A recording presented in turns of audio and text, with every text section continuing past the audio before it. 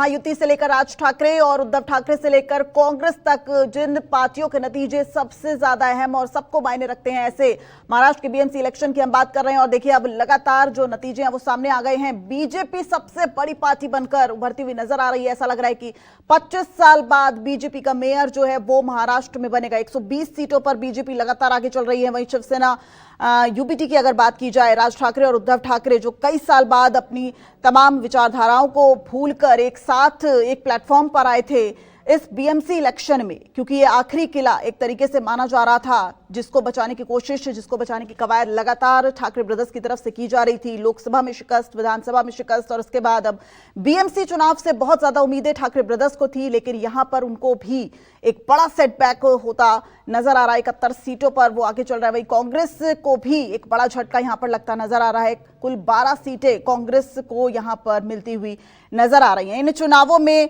शरद पवार की पार्टी का खाता भी खुलता हुआ नहीं नजर आ रहा है। 1800 ऐसे वार्ड्स हैं जिनमें केवल 21 ऐसी सीटें हैं जिसमें शरद पवार की पार्टी लीड करती हुई नजर आ रही है। इंद्रजीत हमारे साथ, हमारे सहयोगी बने हुए, हमारे तमाम सहयोगी आपको पल पल की अपडेट दे रहे हैं। इंद्रजीत से सीधा इस वक्त ग्राउंड की रिपोर्ट जानते हैं। अपडेट के साथ इंद्रजीत मेरे साथ जुड़ गए हैं, साथ ही साथ विनोद को आप देख रहे हैं, अंकुश भी हमारे साथ लगातार जुड़े हुए हैं और ये दिखा रहे हैं कि कुछ ही देर बाद जो देवेंद्र फडणवीस हैं वो प्रदेश कार्यालय में पहुंचने वाले, एक भव्य स्वागत उनका होगा। इंद्रजीत, आपसे ही यहां पर मैं अब जानना चाहूंगी, चूंकि कल ही राज ठाकरे और उद्धव ठाकरे ने एक प्रेस कॉन्फ्रेंस की थी और एक बड़ा आरोप भी यहां पर लगाया था, जिस तरीके से चुनावों में इस्तेमाल होने वाली जो स्याही है उसकी गुणवत्ता को लेकर यहां पर आरोप लगाया था।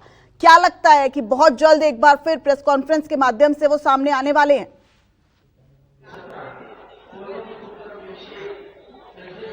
जी बिल्कुल, ये ठाकरे ब्रदर्स प्रेस कॉन्फ्रेंस करेंगे, खासतौर पर उद्धव ठाकरे प्रेस कॉन्फ्रेंस करेंगे, लेकिन ये पूरे परिणाम देखने के बाद देर शाम को उनकी प्रेस कॉन्फ्रेंस हमेशा होती है चुनाव के बाद, और उसी तरह की प्रेस कॉन्फ्रेंस करेंगे।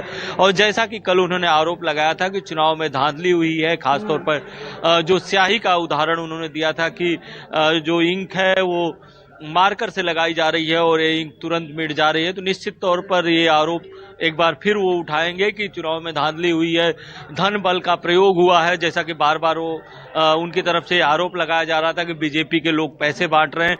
ये सारे आरोप रहेंगे, लेकिन इन आरोपों से सिर्फ काम नहीं चलेगा। जमीनी स्तर की बात करें तो जमीनी स्तर पर ठाकरे ब्रदर्स आए जरूर साथ, लेकिन जहां तक लोगों के बीच में जाने की बात है तो एक रैली दोनों ने संयुक्त रैली की, बाकी कुछ जगहों पर गए और उतनी ज्यादा एफर्ट नहीं लगाया जितना कि बीजेपी हर चुनाव के लिए लगाती है। जैसा कि आपने देखा कि बीजेपी छोटा से छोटा चुनाव हो माइक्रो मैनेजमेंट करती है, और इसके अलावा काफी समय पहले से ही बीजेपी लगी हुई थी। यही कारण है कि बीजेपी पार्टी के दफ्तर में अब जश्न की तैयारी चल रही है। कहीं न कहीं उनको ये भरोसा है कि वो चुनाव अब जीत चुके हैं। हालांकि अभी तक रुझान ही चल रहे हैं, अभी तक चुनाव परिणाम पूरी तरह से नहीं आए हैं, लेकिन उनको भरोसा पूरी तरह से है कि अब वो चुनाव जीत चुके हैं। आपने देखा कि कितना बयानों का असर होता है, उसका एक एग्जाम्पल आप लातूर महानगर पालिका से ले सकते हैं, जहां पर देशमुख परिवार का दबदबा है। पूर्व मुख्यमंत्री विलासराव देशमुख को लेकर एक विवादित बयान दिया बीजेपी के जो महाराष्ट्र अध्यक्ष हैं रविंद्र चौहान।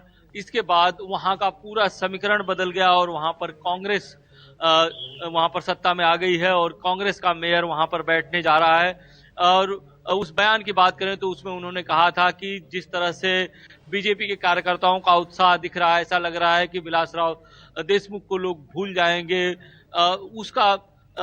उसको जो कांग्रेस ने एक मुद्दा बनाया, और देशमुख परिवार का वहां पर काफी दबदबा है, उनके बेटे हैं, इतना ही नहीं जो फिल्म इंडस्ट्री में उनके बेटे हैं, बहू हैं, वो भी आगे आए। रितेश देशमुख आगे आए, उन्होंने कहा कि मेरे पिता के बारे में ऐसी बातें नहीं करनी चाहिए थी, तो मेरे पिता ने बहुत काम किया है। तो इन सारी बातों का असर ये हुआ कि आपने देखा कि एक तरफा वहां पर कांग्रेस आ गई, लेकिन बीजेपी ने इस चुनाव में अच्छा प्रदर्शन किया है। बीजेपी की पहले से ही मंशा थी कि जो मुंबई का मेयर हो वो उसका हो, क्योंकि मुंबई महानगर पालिका की अगर बात करें तो 75,000 करोड़ का मुंबई महानगर पालिका का बजट है, और मुंबई महानगर पालिका के बजट में जो जितनी बाकी 28 महानगर पालिकाएं वो सारी महानगर पालिकाएं समा जाएंगी।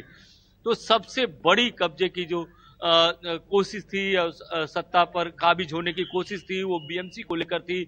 और ये कह सकते हैं कि ये शिवसेना का आखिरी किला था जी। और ये 25 सालों से शिवसेना लगातार बीएमसी में सत्ता पर थी और एक तरह से चुनाव के पहले कुछ समय पहले ही शिवसेना में दो फाड़ हुआ। इसके बाद से बीजेपी को लगातार ये लग रहा था कि और उसकी इच्छा भी थी कि उसकी ट्रिपल इंजन की सरकार बने और जो देश की सबसे अमीर महानगर पालिका है, बिल्कुल देश की सबसे बड़ी सबसे अमीर नगर पालिका, और हर राजनीतिक पार्टी चाहती थी कि उसका मेयर जो है वो गद्दी पर बैठे, और ऐसा लग रहा है कि अब बीजेपी के लिए ये बस कुछ समय का ही खेल है, क्योंकि देखिए अब 25 साल बाद बीजेपी का मेयर जो है वो महाराष्ट्र में बनने जा रहा है।